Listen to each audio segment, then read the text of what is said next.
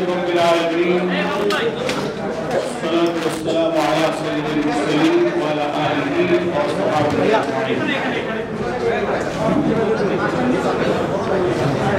সম্মানিত সাংবাদিক বন্ধু এবং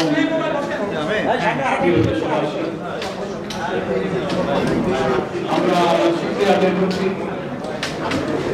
মহান আল্লাহ তাআলা একটি অবাধ নিরপেক্ষ সুষ্ঠু নির্বাচনের দাবি গ্রহণের জন্য 5 দফা দাবিতে আমাদের অভিন্ন কর্মসূচির সম্ভাবনা 8টি দল আমরা আন্দোলনের মাঠে আছি। আজকে এই 8টি দলের শীর্ষ নেতাদের পূর্বনির্ধারিত বৈঠক আজকের দিনে নির্দিষ্ট ছিল। মহান আল্লাহর মেহেরবানিতে আমাদের 8 দলের শীর্ষ নেতৃবৃন্দ সেই বৈঠকে উপস্থিত হয়েছিলেন এবং দীর্ঘ আলোচনা পর্যালোচনার পর সুষ্ঠুভাবে সেই বৈঠক সম্পন্ন হয়েছে। এই জন্য আমরা আল্লাহ তাআলাকে শুকরিয়া জানাচ্ছি এবং আমাদের 8 দলের শীর্ষ নেতৃবৃন্দের প্রতি আমরা কৃতজ্ঞতা প্রকাশ করছি। আজকে 8 দলের বৈঠকে সভাপতিত্ব করেছেন বাংলাদেশ জামাত ইসলামীর সম্মানিত আমির ফজলুর রহমান এবং শীর্ষ নেতৃবৃন্দ যারা উপস্থিত ছিলেন এবং এখন যারা উপস্থিত আছেন মহাসচিব এবং অন্যান্য দায়িত্বশীল পর্যায়ের তাদের নাম আপনারা কিছুক্ষণ আগে আপনারা শুনতে পেরেছেন। শীর্ষ নেতৃবৃন্দের পক্ষ থেকে আমাদের 8 দলের মহাসচিবদের উপরে দায়িত্ব অর্পণ করেছেন যে বৈঠকে আলোচ্য বিষয়গুলো সম্পর্কে প্রেস ব্রিফিং করার জন্য আমরা আমাদের শীর্ষ নেতৃবৃন্দের পক্ষ থেকে দায়িত্বপ্রাপ্ত হয়ে 8 দলের পক্ষে আপনাদের কাছে আজকের শীর্ষ নেতৃবৃন্দের বৈঠক সম্পর্কে সংক্ষেপে আমি কিছু ব্রিফ করছি। আমার ব্রিফিং এর পর আমাদের 8 দলের নেতৃবৃন্দ যারা প্যানেলে আমাদের বসে আছেন আমাকে ইনশাআল্লাহ সহযোগিতা করবেন। পয়লা কথা হলো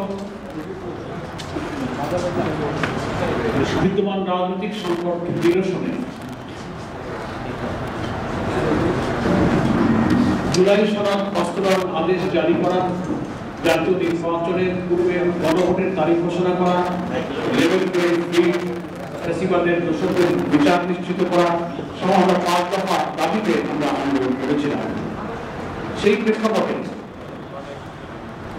অতি সম্প্রতি প্রধান উপদেষ্টা ভাষণ দেবেন জাতির উদ্দেশ্যে জানতে দেবে সব মানুষ দেশবাসী অধীর আগ্রহে অপেক্ষা করেছিল যে ওনার ভাষণই হয়তো রাজনৈতিক সংকটের সমাধান হবে, কিন্তু উনি যে ভাষণ দিয়েছেন সেই ভাষণ আজকের শীর্ষ নেতৃবৃন্দ পর্যালোচনা করেছেন সবাই খোলামেলা। সেই পর্যালোচনায় আমাদের এসেছে যে এই ভাষণে অবাধ সুষ্ঠু নিরপেক্ষ নির্বাচনের জন্য আমাদের যে আন্দোলন ছিল, জনগণের যে আকাঙ্ক্ষা ছিল, সেই আকাঙ্ক্ষা আংশিক পূর্ণ হয়েছে, পূর্ণভাবে জনগণের সে আকাঙ্ক্ষা পূর্ণ হয়নি এবং সংস্কার প্রস্তাবনা আইনি বৈধতা দেওয়ার জন্য জাতীয় নির্বাচনের আগেই গণভোট তারিখ ঘোষণা করার প্রয়োজন ছিল। সেটা না করার কারণে দেশবাসীর মধ্যে একটা সংশয় তৈরি হয়েছে। যেসব যৌক্তিক কারণ 8 দলের পক্ষ থেকে বলা হয়েছিল যে এই কারণে গণভোট আগে হওয়া দরকার, তারপরেও প্রধান উপদেষ্টা তার বক্তব্যে একই দিনে গণভোট এবং জাতীয় নির্বাচনের কথা বলেছেন এবং অ্যাকর্ডিংলি সেই দিনেই গেজেট প্রকাশিত করেছে। এজন্য জনগণের বিদ্যমান এই সংশয়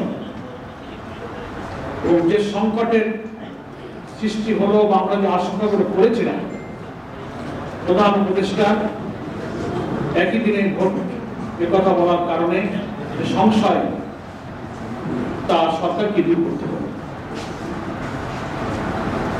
যে সমস্যাগুলোর কথা বলেছিলাম তার কি সমাধান এবং যে সংশয় সেটা সরকারকেই ঘোষণা দিয়ে দূর করতে হবে।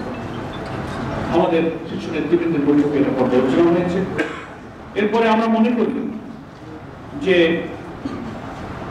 আমাদের যে 5 দফা দাবি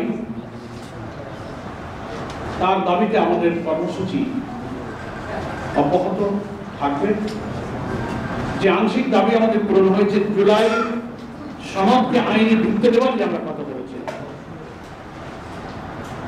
আন্দোলনরত দলগুলোর ঐক্যমতের ভিত্তিতে যেসব সংস্কার প্রস্তাবগুলো ঐক্যমতের ভিত্তিতে জুলাই সনদে স্থান পেয়েছে এবং জুলাই সনদের আইনি ভিত্তির জন্য আদেশ জারির কথা আমরা বলেছিলাম, এই কাজটা হওয়ার কারণে এটাকে আমরা ইতিবাচকভাবে দেখছি এবং এটার জন্য আমরা সরকারকে অবহেলা জানাচ্ছি। এবং একই দিনে গণভোটার জাতীয় নির্বাচনের যে সংকটে পড়বে, এই সংশয়টা সরকারকে দূর করতে হবে। কিভাবে দূর করতে হবে সেটা সরকারের উপরই হবে।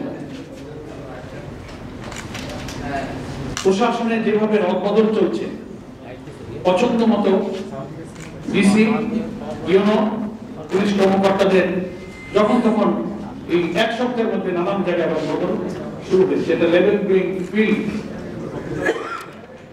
মাঠে নির্বাচনে সব দলের সমান অধিকার, এই সমতা রক্ষার যে দাবি আমাদের অন্যতম দাবি, সেটা ভঙ্গ হচ্ছে। আমরা দেখতে পাচ্ছি একটি দলকে খুশি করার জন্য কোন গোপন এই কাজটা চলছে। এ ব্যাপারে প্রধান উপদেষ্টাকে নিরপেক্ষ থাকার জন্য আমরা আহ্বান জানাচ্ছি। তিনি প্রতিশ্রুতি দিয়েছিলেন যে সব ব্যাপারে আমি নিরপেক্ষ থাকবো, এগুলো আমার দায়িত্ব, আমি দেখবো। কিন্তু তিনি কি কোন একটি বিশেষ দলের রাজনৈতিক প্রভাবের কাছে অসহায় বোধ করছেন? তাহলে জাতির কাছে তিনি হেড অফ দি গভর্নমেন্ট, ঐক্যমত্য কমিশনার প্রধান হিসেবে তিনি জাতির কাছে তার কথা বলতে পারেন, জাতি তাকে সহযোগিতা করতে প্রস্তুত আছে। কিন্তু আমরা চাইব নির্বাচনে যেন লেভেল প্লেইং ফিল্ডটা বজায় থাকে।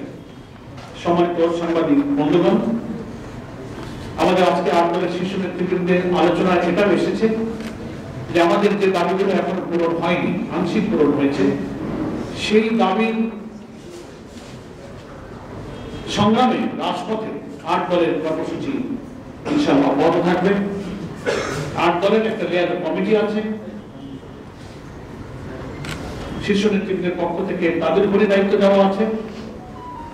এই সব দাবিতে পরবর্তী কর্মসূচি স্থির করা এবং ঘোষণা করার দায়িত্ব 8 দলের শীর্ষ নেতৃত্বের পক্ষ থেকে 8 দলের লিয়াজত কমিটি পরবর্তী বৈঠকে বসে সেই কর্মসূচিগুলো আলোচনা করবেন এবং তারা ঘোষণা করবেন।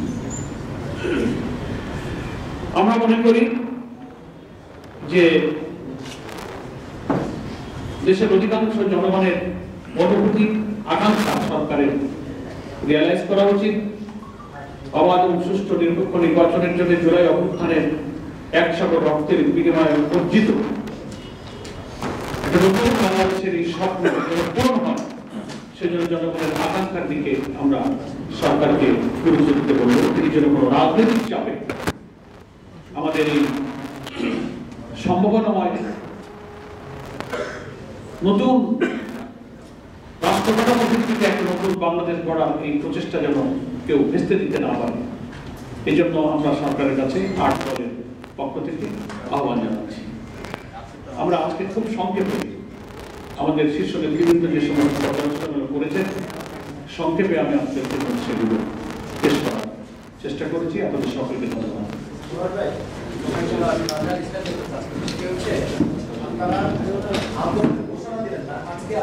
আমি আর একটা কথা, আমাদের বাংলাদেশ খেলাফত মজলিসের মহাসচিব জালাল ভাই সাহায্য করেছেন। সেই পয়েন্টটা হচ্ছে যে 8 দলের শীর্ষ নেতৃবৃন্দ একমত হয়েছেন যে জুলাই সনদের আইনি ভিত্তিক প্রয়োজনে যে গণভোটটা যখন হবে, এই গণভোটে সংস্কারের পক্ষে আমরা সবাই হা বলব এবং জাতিকে আমরা হায়ের পক্ষে ভোট দেওয়ার জন্য উদ্বুদ্ধ করবো। কারণ আমরা সংস্কারের পক্ষে ছিলাম।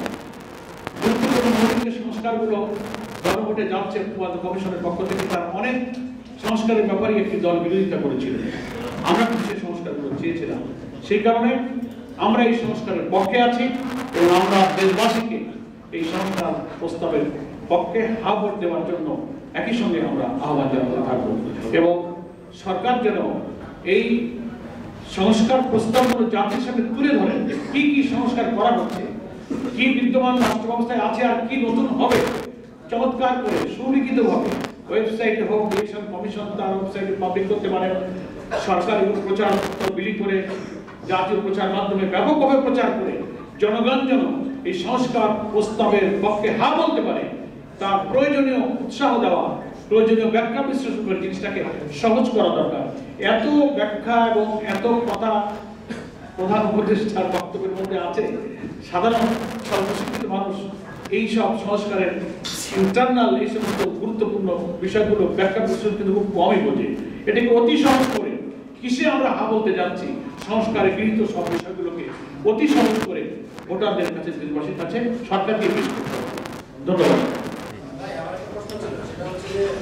আপনারা আজকে যে বৈঠক করলেন, আপনাদের পূর্ববর্তী ঘোষণা ছিল যে ডলার বছরে বাজার পরিমাণ দেওয়া হবে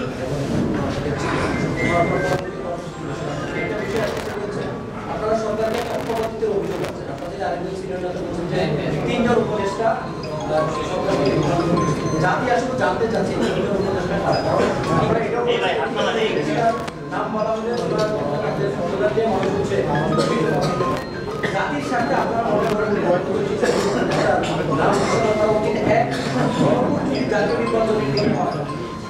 জনগণকে সচেতন করতে আরো কিভাবে